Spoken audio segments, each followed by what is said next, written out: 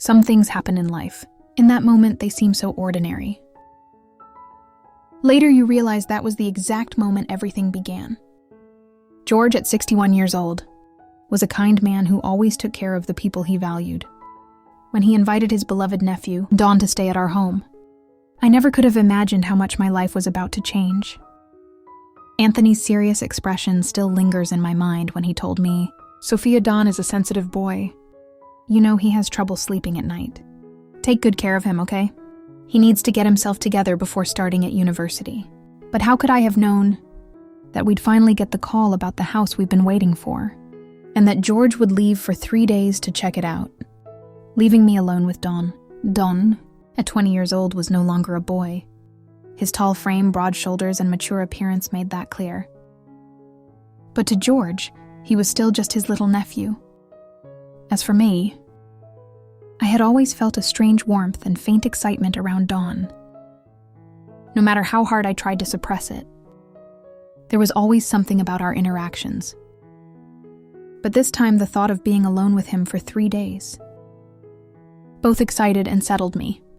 As George got into the car, he looked back at me one last time. 3 days will go by in no time, he said, but little did I know, those 3 days would completely turn my world upside down. Don quietly walked over to me, adjusting the strap of his bag on his shoulder. So when our eyes met, he gave me that same mischievous yet sincere smile he always had.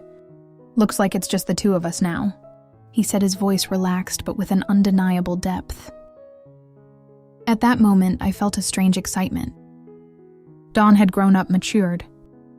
But being alone with him, this was entirely different. I couldn't have predicted what would happen that night, but one thing is certain. It was a night I will never forget. That's when it all began, and that's how our story starts. Stay tuned, because this is a tale that will truly surprise you. As the morning light filtered into the house, I was busy preparing breakfast in the kitchen. After George had left the house, felt strangely quiet and peaceful. But the silence didn't last long. I heard the sound of footsteps on the stairs, signaling that Don was awake. He appeared at the doorway, wearing a casual t-shirt and with his hair slightly messy. He looked both warm and effortlessly striking. "Good morning, Sophia," he said, his voice carrying a soft tone. His eyes met mine directly and a faint smile played on his lips. "It smells amazing in here.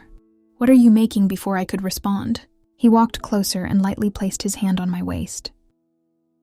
"This morning, leaning in, slightly smells delicious," he added, his tone playful but genuinely warm.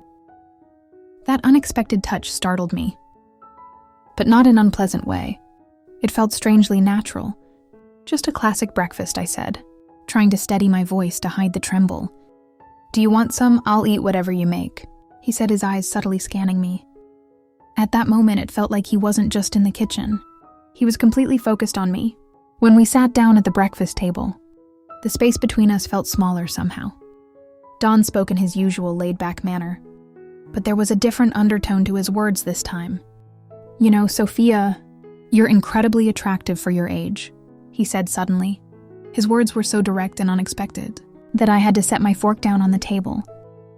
"I mean, really, you're the most striking person around. My Uncle Don, you shouldn't say things like that," I said, laughing softly, though I could feel my face flush. "Thank you, but you're exaggerating a little." "I'm not exaggerating," he said, his eyes scanning me slowly. "If I were in my uncle's place, I wouldn't leave you alone for even a second." I was at a loss for words. Desperate to change the subject, I stood up quickly and started gathering the empty plates. Don leaned back in his chair, his gaze never leaving me. He was watching every small movement I made, with an intensity that made my heart race. "We should celebrate," he said, suddenly breaking the silence. "Uncle told me you're buying the house. It would be a shame not to celebrate that." "It's not finalized yet," I replied, a small involuntary smile tugging at my lips. "But sure, we can celebrate. Let's do something tonight. Just the two of us." He said, "You should dress up. Wear something nice. We'll take pictures and send them to Uncle. We'll tell him don't come back until you've bought the house. We've already started celebrating. What do you think, Don? I don't want to disappoint you." But I hesitated, unsure. "Don't hesitate," he said, cheerful but firm. You're young and you'll have such an incredible figure. Wear one of your old dresses from your youth. Honestly, I'm curious to see how you'd look in one. Before this story spirals even further, make sure to subscribe to my channel and turn on notifications for more. And when the story ends, don't forget to show your support through likes and comments. It means the world to me. His words completely caught me off guard. But with Don's persistent and sincere gaze locked on me, I couldn't bring myself to say anything other than all right. We'll see tonight, Don smiled. It's gonna be perfect, Sophia. He said, a gleam in his eyes that hinted at a night unlike any other. George's words about looking after Don echoed in my mind. He's a sensitive boy, Sophia. He said take good care of him. He needs to get himself together before starting college. But Don's behavior this morning didn't match description of a sensitive kid, the way he was so relaxed. Mischievous and bold, his energy left me both puzzled and oddly excited. His suggestion of celebrating tonight lingered in my thoughts. At first I found it unnecessary, but I realized I shouldn't let him down. Maybe he truly did deserve a different kind of attention. I prepared Don's favorite dishes: chicken curry, creamy pasta, and fresh herb salad. I added some garlic bread on the side. Once the food was ready, I went upstairs to pick out an outfit in my wardrobe. I found a green dress I hadn't worn in years. As I slipped it on, I caught my reflection in the mirror. If this dress still fits, I must have taken good care of myself, I thought, but it does feel a bit too bold. When I went downstairs, Don was already in the living room. He was wearing a white shirt, and I couldn't ignore the way his gaze lingered on me.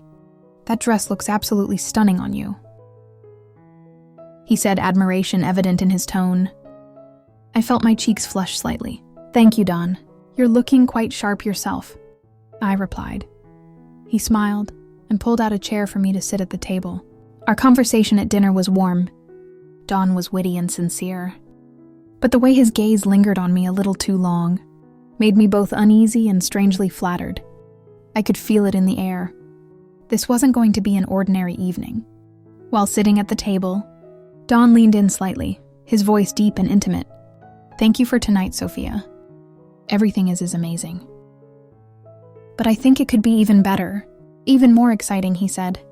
His eyes locked onto mine, and there was something in his look I couldn't quite describe. A longing, a desire. His words and tone left me flustered, unsure of how to respond. I could feel the heat rising to my cheeks as I forced a nervous smile. Noticing my unease, Don grinned, attempting to lighten the mood. Let's call Uncle, he said, suddenly pulling out his phone. Before I could react, he was behind my chair, his hands resting lightly on my shoulders.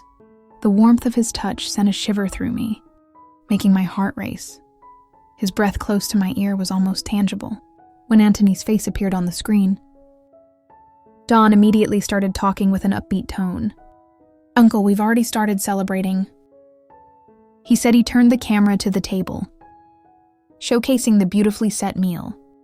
That's when I realized I was in the frame too, with Don standing right behind me, his hands still on my shoulders, his face close to mine. George chuckled, his voice full of delight. So you're saying I shouldn't come back until I bought the house? Huh? Exactly, Don replied, leaning in just a little closer to me. I could feel his fingers brushing slightly against my shoulders. I wanted to step away from the camera, but I didn't want to ruin Anthony's happiness. All right, George said, laughing. I'll check out the house and head back as soon as I can. You two keep enjoying yourselves. As Don ended the call, I let out a deep breath, though it did nothing to calm the storm of emotions swirling inside me. I thought back to Don's previous visits, how he had always seemed a bit mischievous, yet endearing, but this time he was different. His boldness and charm were impossible to ignore, and they were stirring feelings in me I couldn't fully understand. I found myself comparing this to my marriage with George. How long had it been since he'd really seen me, paid attention to me lately? His focus was entirely on work,